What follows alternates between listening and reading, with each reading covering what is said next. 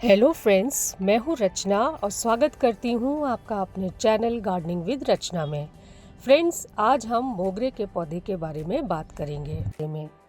अब जबकि फरवरी का महीना आ गया है तो अब हमें जल्दी से जल्दी अपने मोगरे के पौधे को तैयार करना है ताकि हम गर्मियों में अपने पौधों से अच्छी फ्लावरिंग ले सकें। आपको तुरंत कुछ ज़रूरी काम अपने पौधों पर करना बहुत आवश्यक है, जिससे कि आपके पौधे की ग्रोथ बहुत तेज़ी से बढ़ेगी और उन पर जो फूल आएंगे उनकी संख्या भी बहुत ज़्यादा आएगी और फूलों का साइज़ भी बहुत बड़ा आएगा। तो इसके लिए कौन कौन से ज़रूरी काम और कौन कौन सी खाद इस समय फरवरी में आपको अपने मोगरे के पौधे को देनी है, ये सब आज आपके साथ अपने इस वीडियो में शेयर करूँगी। तो ये देखिए, ये मेरे कुछ मोगरे के पौधे हैं जो कि अभी काफ़ी डल लग रहे हैं, बहुत बेजान से लग रहे हैं, क्योंकि मोगरे के पौधे नवंबर से लेकर जनवरी तक तो डोरमेंसी पीरियड में रहते हैं, या हम कह सकते हैं कि रेस्ट पीरियड में रहते हैं। ऐसे में पौधे पर सारी एक्टिविटीज़ बंद रहती हैं, ना ही पौधे पर कोई ग्रोथ होती है और ना ही उनमें कोई फ्लावरिंग होती है। पौधा बिल्कुल सोया हुआ रहता है। पर जैसे ही जनवरी ख़त्म होता है और फरवरी की हल्की हल्की सी गर्मी शुरू होने लगती है, पौधे पर थोड़ी थोड़ी सी ग्रोथ होनी शुरू हो जाती है, छोटी छोटी सी पत्तियां आनी शुरू हो जाती हैं। देखिए, जैसे मेरे पौधे पर भी थोड़ी थोड़ी सी ग्रोथ होनी शुरू हो गई है और जगह जगह से पत्तियां आने लगी हैं। पर यही सही समय है जब हमें अब अपने मोगरे के पौधों की अच्छे से केयर करके और खाद देकर इनको स्वस्थ बनाना है और फिर इनसे ढेरों फ्लावरिंग लेनी है। तो पहले तो बात करते हैं कि इस स्टेज पर हमें पौधों पर कौन कौन से ज़रूरी काम करने होते हैं। तो सबसे पहले आपको क्या करना है कि आपको अपने पौधे पर जो भी सूखी हुई पीली खराब पत्तियां दिख रही हैं, जो भी इन्फेक्टेड पत्तियां दिख रही हैं, उन सबको पौधे पर से हटा देना है।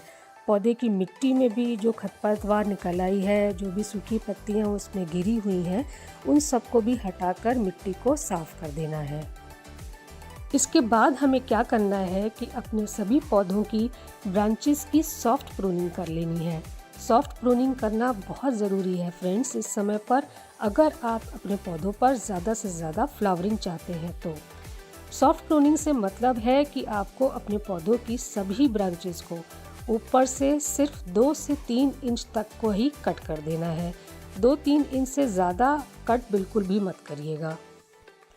ये देखिए, जैसे मैं अपने पौधे की ब्रांचेस को प्रून कर रही हूँ, उनको कट कर रही हूँ, थोड़ी थोड़ी सी, बस ज़रा सी 2 से 3 इंच तक की ब्रांचेस को ऊपर से आपको कट कर देना है।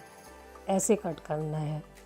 ये मान लीजिए फ्रेंड्स कि जितनी ज़्यादा कटिंग, जितनी ज़्यादा प्रूनिंग आप अपने पौधे पर करेंगे, उतनी ही ज़्यादा नंबर्स में ब्रांचेस आपके पौधे पर आएंगी, और जितनी ज़्यादा ब्रांचेस आपके पौधे पर आएंगी उतने ही ज़्यादा फूल और कलियाँ आपके पौधे पर आपको मिलने वाले हैं।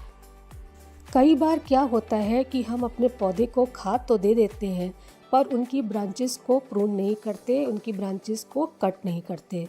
तो जितनी ब्रांचेस आपके पौधे पर दिख रही हैं, बस उतनी ही ब्रांचेस पर फ्लावरिंग आती हैं और बहुत ही कम फूल आते हैं। जितने हम भर भर के फ्लावरिंग चाहते हैं उतनी फ्लावरिंग हमको नहीं मिल पाती है। पर अगर आप खाद देने के साथ साथ प्रूनिंग भी अपने पौधों पर करेंगे तो 100% आपको बहुत ढेर सारे फूल अपने पौधे पर मिलने वाले हैं। प्रूनिंग करने के कुछ ही समय में आप देखेंगे कि काफ़ी सारी संख्या में आपके पौधे पर नई नई ब्रांचेस आने लगेंगी, और जो ब्रांचेस आएंगी वो काफ़ी मोटी और काफ़ी हेल्दी ब्रांचेस होंगी। तो ये कटिंग और प्रूनिंग का काम आपको 15 फरवरी तक तो ज़रूर कर लेना होगा फ्रेंड्स, क्योंकि ज़्यादा लेट करने से उसमें ब्रांचेस आने में भी बहुत लेट हो जाएगा और उसके बाद फ्लावरिंग भी बहुत लेट हो जाएगी। तो इसलिए आप कोशिश करिए कि अभी ही 15 फरवरी से पहले पहले ये कटिंग और प्रूनिंग का काम अपने पौधों पर ज़रूर कर लेना है। चलिए, ये काम करने के बाद अब करते हैं खाद का काम।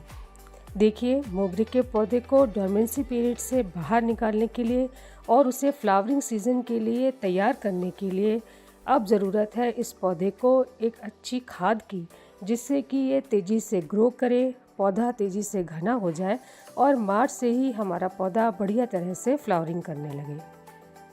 तो जब तक हम खाद तैयार करेंगे तब तक आप अपने पौधे की जड़ के पास की मिट्टी को छोड़कर गमले की चारों तरफ से साइड से 2 से 3 इंच तक की मिट्टी को निकाल दें, ताकि जड़ों को थोड़ी देर के लिए अच्छे से धूप और हवा मिल जाए।